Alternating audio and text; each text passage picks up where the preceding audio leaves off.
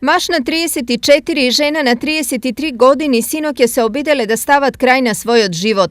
Dvajcata vo namerata posegnale po lekovi, pa ispile po golema količina na sedativi, lekovi za srce i visok krven pritisok. Vo teška zdravstvena sostojba tije se doneseni vo Štipskata klinička bolnica, kada im je izvršeno ispiranje na želudnikot i vo momentov, dvajcata se vo stabilna zdravstvena sostojba.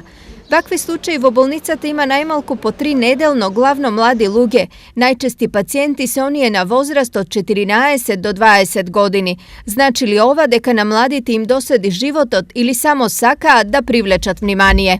Влияние има од првиот мој dah до моментот, значи се што се дешава во моето милие. Мојата мајка, мојот татко, моето воспитание. Покасно имам работа, немам работа, затоа што најголемиот проблем е екзистенцијални. Тоа сакам да го потенцирам. Nezavisno od toga da li stanuva zbor za namera ili momentalna slabost, pijenjeto na golema količina na lekovi može da ostavi trajni posledici po zdravjeto.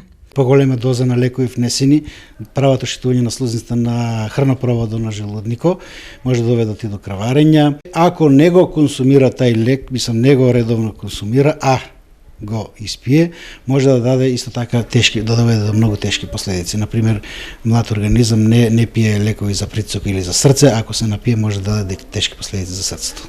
Problem imalo i ki ima narušenije, to sekako ne je vo smrta. Otvoreniot razgovor so bliskite ili so psiholog, odnosno psihijatar, sekogaše mnogu podobar izbor. Sovetuvaat ekspertite.